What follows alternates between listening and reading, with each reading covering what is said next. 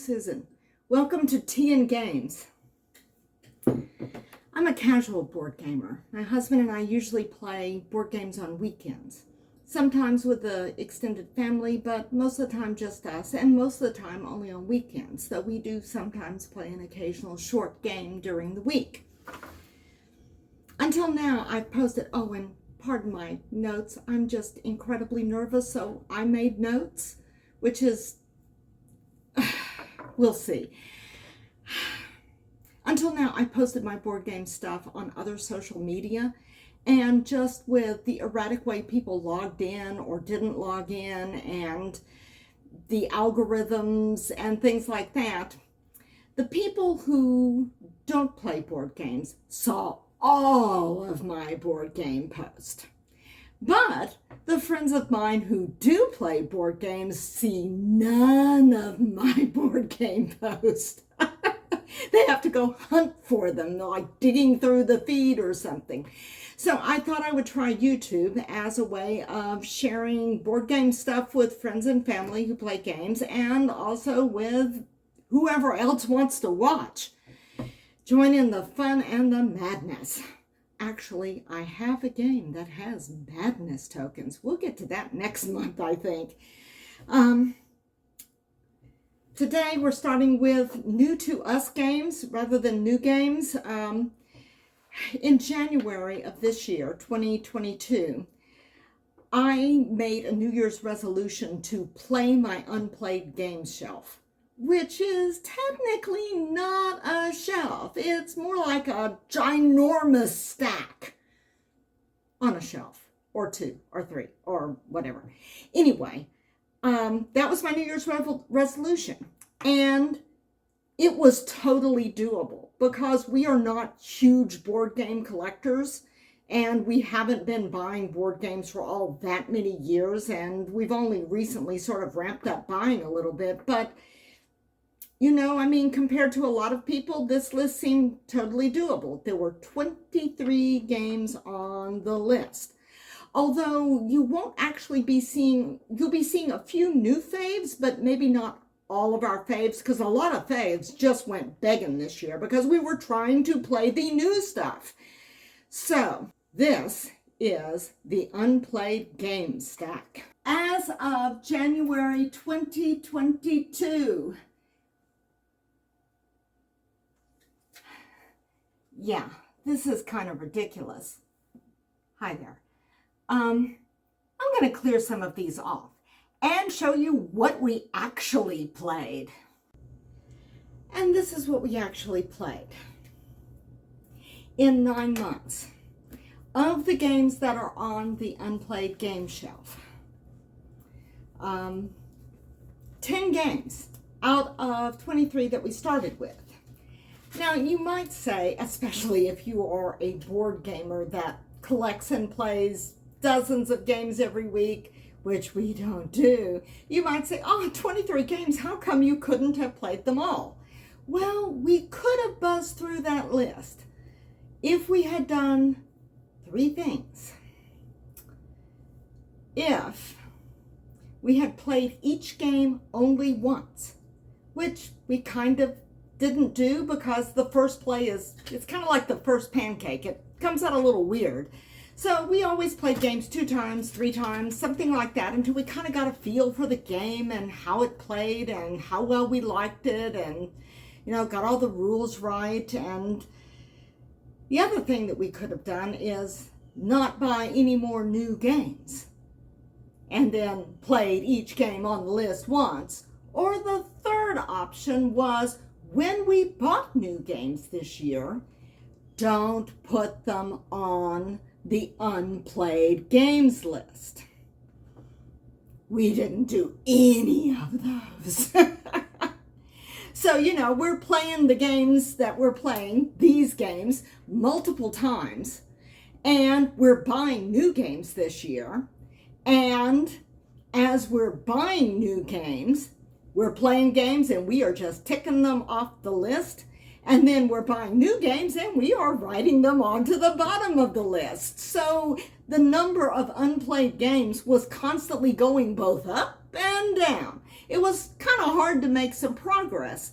But some good things did come out of this, though. We played more games as we bought them, mostly. We still have a few games we got this year that haven't hit the table yet, but we could play them between now and the end of the year. But for the most part, we didn't do quite as many as I had hoped or expected from the unplayed games list in January, because we were buying new games and we were also playing them because they were now on the list. We should have put them on a separate list and worked through the first list and started on that one, but we got a new game and we wanted to play the new shiny game. So that's the way it went. But we played a lot of games, a lot of really good games. I said earlier, you may not see my favorites, but you are actually seeing some faves here, because there are games that we played. It's like one playthrough and Robert and I looked at each other and we go like, oh yeah. So anyhow, that's how the whole Unplayed Games resolution started and how it's gone. This is September, and I have now officially bailed out on the Unplayed Games Challenge because, first of all, it's not mathematically possible for us to play the remaining games on the list. Did you see that list? Gloomhaven Jaws of the Lion was on that list. Not the whole big, massive Gloomhaven, Jaws of the Lion, which nevertheless has 25 scenarios. It's a campaign game. For those of you who are not board gamers, friends of mine who just kind of tuned in just to kind of cringe while they watch me do a video, a campaign game is like a whole bunch of little big games in a big box. You have one basic game and you play a scenario or a certain amount of the game, which can last anywhere from a half an hour to 2 hours, depending upon the scenario or the game or whatever.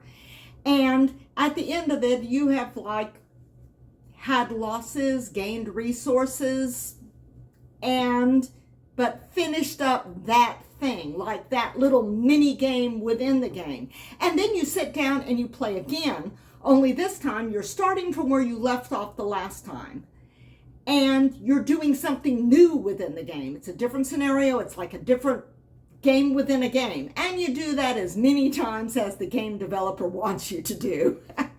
Which is why Gloomhaven Jaws of the Lion just has not gotten played. I mean, you really have to dedicate some time to campaign games, and you really need to play weekdays as well. So you gotta have, because otherwise these games would last for months if you just played on weekends, considering that on weekends we also do other things. It's not like we just wake up in the morning and play games from dawn on Saturday till dusk on Sunday or something. But campaign games, you kind of have to plan that you're going to have a block of time and we're going to play them on these days and we're going to play them on weeknights as well, and that kind of a thing, and they're hard to table. And so we don't really play too many campaign games. As a matter of fact, Gloomhaven is still in the shrink wrap from when we bought it in 2020. I should say something here about the hotness. At the time, Gloomhaven was the hotness. And we don't usually chase the hotness. We usually put the hotness onto a list, and if we're still interested in it weeks, months, maybe even years later, or our interest in it has grown because we've learned more about the game or whatever, then we will get the game. So, I mean, for us, our game buying is less usually about the hotness than it is like more the rapidly cooling leftovers. But sometimes curiosity gets the better of us. Anyway, I've lost my mug of tea. Where did it go in all of these games? Hang on a second. Sorry about that. We're casual board gamers. So we have a few casual board games. We had a big stack, and we played some of the big stack, and we have a lot of the stack left. And we bought a whole bunch of games this year, most of which we played. So that ought to count for something. It's not too bad. 3/4 of the way through the year, and we've played 10 games on the original list and 17 games that we bought. Hang on a second.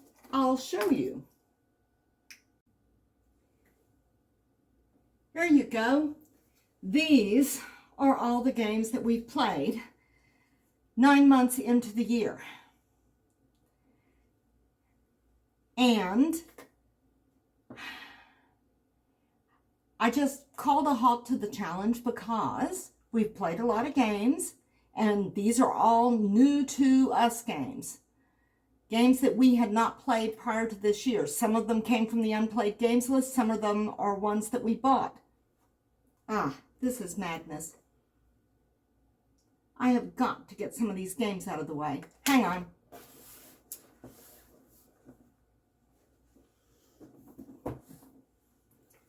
Now you can kind of sort of almost see me, and I can reach my mug of tea, putting the tea back into Tea and Games. The pressure to finish, well, can't finish because Gloomhaven, but the pressure to play as many off of that list as possible was just not fun. And we're all about the fun. So we bailed out on the Unplayed Games New Year's resolution this month, September. Ooh, I think I worked up a sweat just lifting all of the boxes and putting them up and down. And part of that reason is because we want to play our old favorites again. And it's fall. We want to play seasonal games like Indian Summer and Bosk. We just discovered Bosk. Bosk was one of those games that was on the Unplayed game list. Very autumnal. And Halloween. We've got a ton of Halloween-y kind of games. And in the next video, or maybe the one after that, we will look at actual games. But this gives you some idea of just kind of what we've been doing all year. And this month is probably going to be taken up with games that are kind of vaguely Halloween or autumn themed. And I'll try to get the camera like right on the board and show you some fun stuff. So, thank you for watching. And if you like what you see, give it that little thumbs up for a like. And if you want to see when I screw my courage to the sticking point and do another one of these videos, click subscribe. The little bell will give you notifications. I really need to change my notifications to be an actual bell, I think. It just kind of now popped into my head. Anyway, thanks for watching, and we will see you next time around the table. Bye!